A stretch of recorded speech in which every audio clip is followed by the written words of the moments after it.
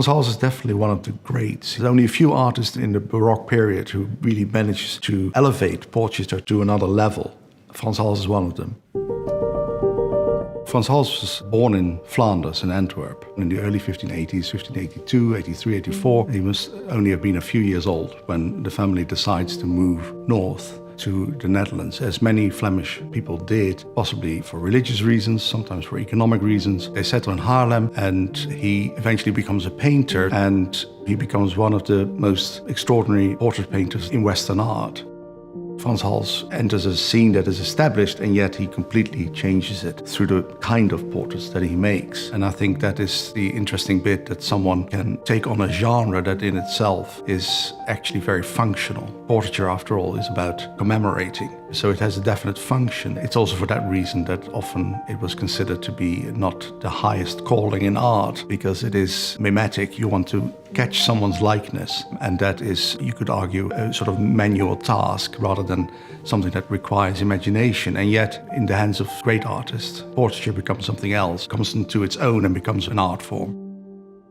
I think the beauty of Frans Hals is that he characterizes people so incredibly well. They may not have this sort of psychological depth of a Rembrandt, but they do have far more of an immediacy that makes you think as if you are actually encountering a person from another era, who you can actually relate to, or you would almost want to ask them a question, or you would want to react to their smile. He knows how to bring that out far more than any other painter of the period.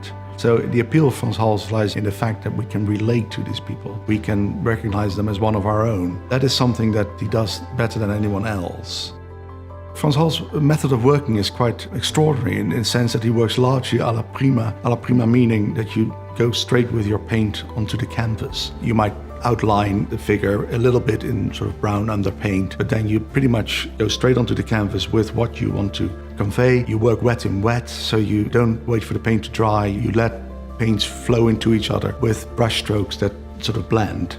That's sort of what I would call drawing with paint. And one of the mysteries about Frans Hals is that we don't have any drawings. None have survived. We don't know whether he ever made any drawings. But if you think of how he works, it sort of starts to make sense that actually he didn't feel the need to draw. It's a very difficult technique, of course. You need to be an incredibly accomplished painter to pull that off. So it's very fresh, it's very immediate, and incredibly spontaneous. The young man holding a skull is a great example of the virtuosity of Frans Hals' brushwork. You look, for example, at the way that the hand comes out towards the viewer, and if you look at how that's done with just a few brush strokes, the foreshortening of the hand, the feeling of movement there is absolutely immediate. You know, it draws your attention. It's done with so few brush strokes in such an assured way. And the same goes for, you know, the way the face is built up, the way that the hair is done very quickly, sometimes with fairly dry paint to create the sort of frizziness of hair. The same with a plume done with this beautiful brush strokes. And his slightly sideward glance would have been less powerful, I think, if he would have looked straight at you. It would have been too obvious. The fact that he looks slightly away gives it a tremendous presence. I think that Frans Hals had this amazing ability to convert what he observed into paint flowing from his brush. And that's what makes his portraiture become something else than just a record of someone. It becomes a work of art, essentially. I think that is the great accomplishment. He really makes you feel that when you look at his paintings, it's almost like a visceral experience. You feel like you're in the presence of these people, and you think you get to know what their character is. So the combination of the quick style of painting and the tremendously well characterized faces that he manages to catch is what made his name. And I think that is also what appeals to us now, that we feel that we make this connection with someone who lived many centuries ago. Sometimes we don't even know their names. These portraits sometimes lost their identity, as it were. And it doesn't matter, because we still feel that we encounter a real person.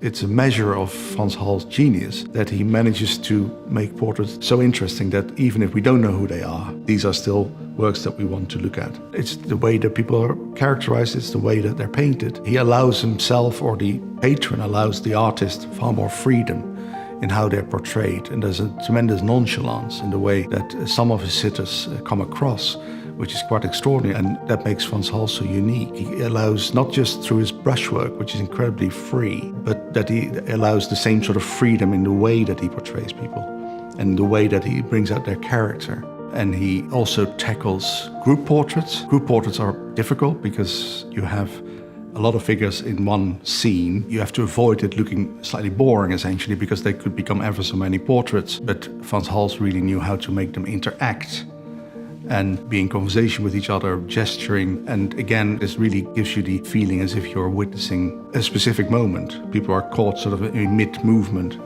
and he's equally good at capturing people smiling or even laughing. Is something that most artists would avoid, simply because it's too difficult. You know, it's very difficult to catch someone smiling or laughing without it becoming a grimace or, you know, or something forced. We have to remember this is before the age of photography, obviously. And yet there is a sort of photographic quality to how he catches a moment. And I think that is what made him such a great portrait painter. I mean, people sit still for a portrait, don't they? Or at least that is what we say. I've often wondered to what extent people actually had to sit still when they sat for Frans Hals, because he's so interested in capturing people's behavior almost, the way that they come across, which is not something that naturally appears if you just sit still for someone. We have no records to prove it one way or the other, we just don't know.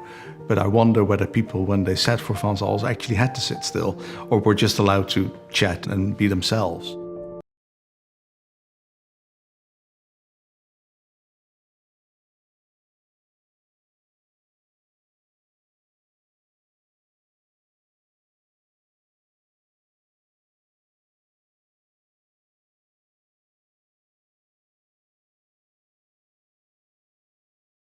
So some unsuspecting tree in the early 1600s in the Netherlands has ended up here, and these have been separated for almost 200 years, and now they're coming back together.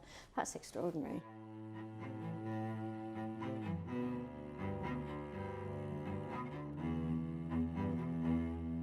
So we're here to look at a couple of paintings by Frans Hals, one from Chatsworth and one from the Barber Institute. And the working theory is that they were painted as a pair and they belong together, and they've been separated for a long time.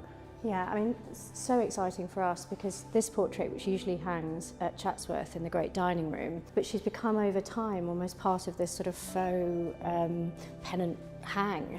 So I think what's really fascinating for us is to get an opportunity for her not only to sit next door, who maybe she was meant to, but also to just find out a bit more about the painting's history and a little bit more about her provenance. They're very important to the exhibition that we're organizing on Frans Hals because they're among the earliest known works by the artist, and they will be central to the first room of the exhibition, where we'd like to introduce the artist's earliest work and the mystery there. That's what these do fantastically. The mystery is there, what early Frans Hals, what young Frans Hals actually did, because he's quite old already, compared to most artists when he paints these. And yet these are the earliest known works that we have. How old would he be? About 26, 27, maybe even 28. He's still sort of beyond the age that most artists start to make a mark. So we don't know what early Frans Hals did, and yet these portraits are completely, they're fully formed portraits. This is someone who knows what he's doing completely. And in fact, when we look at, for example, her cap, or indeed his ruff, or his cuffs, or the frilly bits, you can see already that he is, Frans Hals already, the one that we know him for in his later work, and especially in the cap, the feathery brushwork is quite amazing. Well, I was struck by seeing them together that they really work thematically, that this idea that the message that life is temporary and transient, and you obviously get that from the skull, but it wouldn't be as clear with somebody just holding the gold to show off the wealth. Yes, I mean, it's a perfect example of how separating pendants has its problems. Yeah. Because it diminishes their meaning. I mean, for me, it's always slightly terrifying to see things out of frame, but I'm sure you're very used to that. I kind of think it's they always feel like they're fresh, like they've just been painted when they're in the easel. And as a conservator, it's really thrilling to work on the two together and bring them into kind of harmony again. Well, particularly as they come from different collections with different conservation histories. Mm-hmm. We can see it already on the back if I spin them around. I mean, she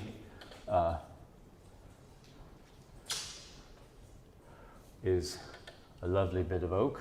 You can see quite clearly the very unusual grain occasioned by it being such a wide board, possibly near a branch at the bottom of the tree. I love these labels as well, though. Yeah. So lovely. And I think she's had some sort of coating rubbed in the back. We'll be looking into that, maybe a little bit of red lead paint. Whereas he, as you can see, has had a very typical 19th century, early 20th century panel treatment called the cradle, where the panel has been thinned and planed and made smooth. See, this is the original surface with the beveling. And then this structure applied to the reverse in an attempt to keep it flat. It's not something we do now, but that's where we are. I mean, that's just the most obvious sign of a different conservation history in terms of structural work, and I'm sure as we work, we'll find differences in the approach to previous cleanings and restorations as well. That's the fascinating thing, isn't it? It's the lives of these works, you know, in themselves. You know, she's quietly hung on a wall, you know, probably not being disturbed very often, whereas he's probably had a bit more of an active life, moving around a bit. It's a hidden history as well that conservators get quite excited about. When we have monographic shows, I know a lot of people think, well, here, this is from the teens, and this is from the 20s, and this is interesting, the style evolved. We also, as conservators, wander around looking at, oh, well, that comes from this collection, and look at that varnish, and that one has had this happen to it, and I can see that, and how they felt about cleaning and retouching the various things. We look at that as well, and it's part of the history of what you see in it. You are looking through the interpretation of a conservator, generally, when you look at an old master painting, and I hope a conservator who is as discreet as possible, but that's not always the case. No, and that's the same for us. I mean, across country houses have different levels that they take conservation to, and that runs across everything from sculpture to textiles to paintings, because you want the whole to be seamless. You know, it's something that grows and lives side by side with each other, so you have to almost keep everything in balance. So this must be quite interesting, because you're trying to balance things from very different worlds. But I think what's lovely is just this light coming back into the picture, and the fact that, you know, her skin tone's almost starting to glow just from that already.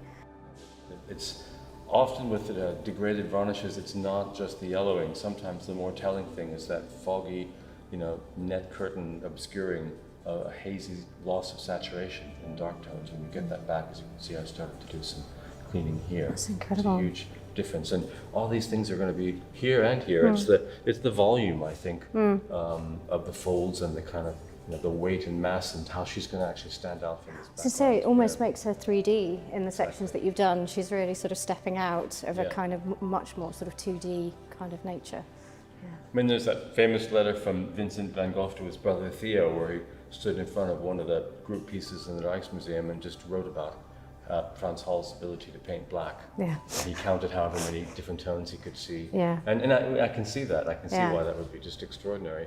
I mean, that pleating and what you've cleared there, even in the basic way, is incredible. I never noticed it before, and I probably walk past it every day. You really pretty much can't see it, so I think that would be wonderful. I can't wait to see it.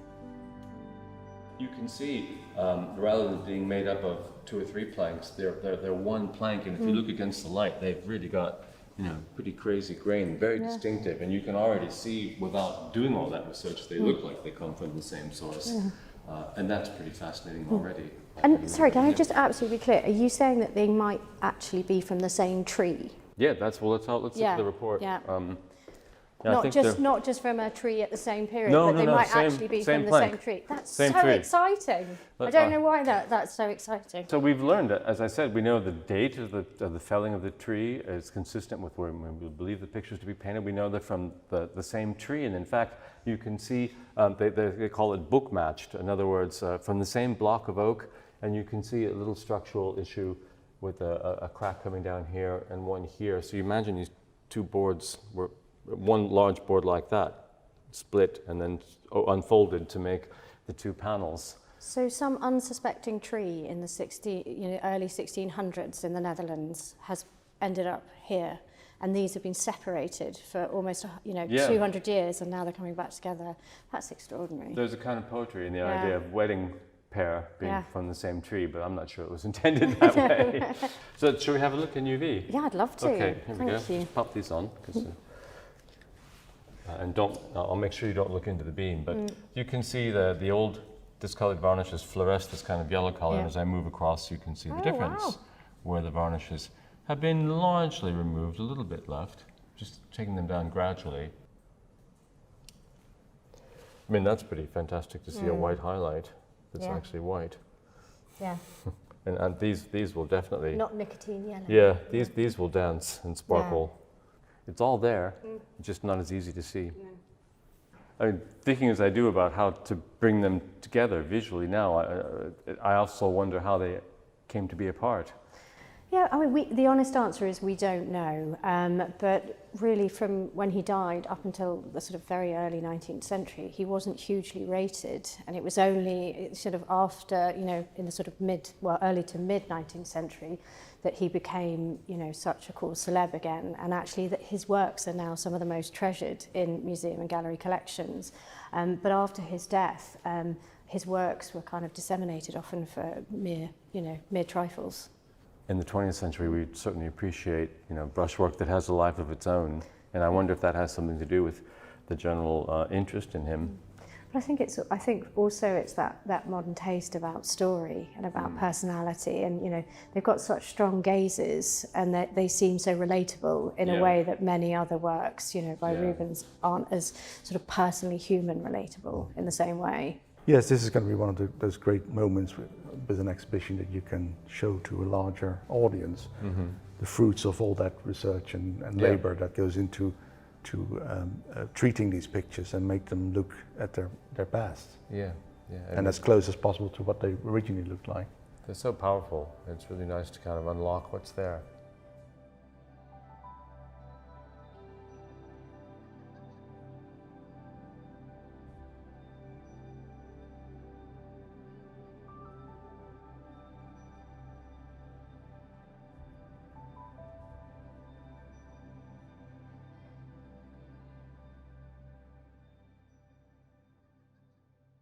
No, because it is a crazy portrait, really. I mean, but I didn't want to put it like that.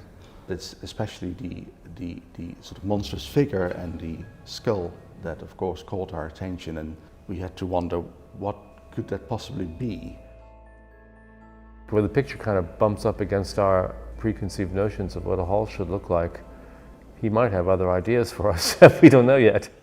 I'm Bart Cornelis, the curator of Dutch and Flemish paintings at the National Gallery, and also curator of this large monographic exhibition devoted to Franz Hals. Well, we included Isaac Massa in the exhibition because it is, for starters, one of the best portraits by Franz Hals that we know, one of the most striking ones. One of the things that we've often wondered about with this picture is his pose, where he's got his arms across his chest, which is a very peculiar pose, and it's often been said that it sort of prefigures the way maybe 19th century artists would have painted a person. So it was always seen as a peculiar pose to begin with. So we felt it was important to include portraits of Isaac Massa, partly because Isaac Massa clearly brought out the best in Franz Hals, this very relaxed sort of attitude in these portraits. We decided that we would love to have, you know, a whole wall, if you want, of portraits of Isaac Massa, the double portrait from the Rijksmuseum, the one from Chatsworth in that very peculiar pose with his arms across his chest, and another one where he sits backwards on a chair, which, by the way, is probably the first time an artist ever painted someone sitting backwards on a chair. Also because Isaac Massa was clearly a friend of Franz Hals. We know that because he was a witness to the baptism of one of Hals's children, and that's something you would likely give to someone you knew fairly well. That also might explain his very casual pose, which if you know someone that well, you might go to that length to do that kind of thing, and take that liberty, really. That in itself is really interesting when you see the same artist painting somebody over time in different ways. While we were restoring the picture, it turned out that the background, you know, he sits in this oval, but the background to the portrait was actually overpainted. When the restorer had this hunch that there was something underneath the paint, we used infrared reflectography to go behind the painting, as it were. There's one way of looking through the upper layers and see what is actually visible, what is there underneath the visible layers. And it turned out that there were indeed all sorts of things going on over the shoulder of this figure. It's anyhow fascinating that you were able to sort of discern there was something underneath there. Yes, before we even did any kind of technical photography.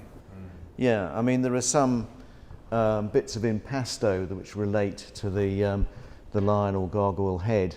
These little elements here always kind of shone through, those pale patches. So there was some evidence of something being there. You can see that there's two heads over his left shoulder, as well as a scroll coming down from his other shoulder, and a coat of arms. So that's the beauty of these techniques, that we could not only see those shapes, but we could even identify, in some cases, which colors they would have been through XRF imaging. But it's especially the sort of monstrous figure and the skull that, of course, caught our attention, and we had to wonder what could that possibly be. And it's interesting because it's bound up also with the identity of the sitter. It was often thought it was Isaac Massa, but not everyone was equally certain it was him. But these details actually helped us to identify him with certainty as Isaac Massa. Because what this is this monstrous figure over his shoulder. She's clearly a personification of envy. Envy is traditionally snakes for hair. And not only that, she holds, as we can see in other images that identify the pigment red, she holds a heart in front of her mouth. And that's exactly what envy does. It essentially still exists in the English language when we say eat your heart out. Envy, jealousy. And then next to it, a skeleton. Now, what has that to do with Isaac Massa is the question. He's a very interesting person. He was a grain merchant, very well-to-do grain merchant. He spent many years in Moscow. Yeah, he was a broker with the imperial court, wasn't he? Really? Yes, yeah. and grain then as now was one of the largest exports from Russia. A lot of what we know about Russia at the time comes from him, right? Comes from him, yeah, because yeah. he writes about the troubles, as the Russians refer to them in Russia. And so that was Isaac Massa. Now there were quite a few other merchants active in Russia as well. And when we looked into his biography, it's quite clear that he had many detractors, people who thought that this young upstart was doing too well, essentially. And in fact, they went a bit further, and they said that he was disingenuous, and that his mixture of official business and trade was questionable. It's neither here nor there whether there's any truth in that. The thing is that those noises were made. Isaac Massa was obsessed with the idea that there were other people who were not happy with what he was doing in his sort of diplomatic role. Their jealousy is, as it were, personified in this portrait through the image of envy. And then there's a skull next to it, and then we have to look into that, because why would there be a skull next to envy? And the answer to that lies in an emblem book that shows how envy is being trampled by death in the shape of a skeleton. And that the caption to that emblem, which is exactly from the right period, and could have been known to Hals quite easily, it explains that only death overcomes all envy, essentially. So that's the message that Isaac Massa clearly wanted to send in this painting to his audience, that you can slander me all you like, because that's how he viewed it. But death will, in the end, put an end to it. It's a peculiar message to send in a portrait, really, because on the one hand you say, you can slander me all you like, I don't care, and yet on the other hand you take the effort, you make the effort to have all that portrayed in your portrait, all those elements there. You clearly do care. It's also interesting to note that the figure of envy is clearly after an engraving that would have been available to Franz Hals, an engraving by Goltzius. If you flip the engraving so that it's the other way around, you see a very clear connection with the figure of envy, even including the sort of wavy snake hair that comes from behind the skull. That's how the portrait would originally have looked. I don't know really any other examples of that particular sort of very specific iconography where a sitter clearly requests, because this wouldn't have been Franz Hals's own invention. This would have been something that the sitter would have requested. It's very peculiar iconography for a portrait. It was probably painted out quite early on, possibly after Isaac Massa's death in 1643, when his descendants may have thought, well, we don't particularly want to look at our father or grandfather in this particular circumstances, and we'd rather have just a portrait, and it was overpainted early on, so there was also no question that we would remove it. The paint that is used for the overpaint is indistinguishable really from any other 7th century paint, and there's no reason to think that it wasn't applied early on. And so that's the fascinating story behind this portrait that we have, and that we, through these elements that we see in the background, can also be certain that we're looking at a portrait of Isaac Massa, which had been doubted by some.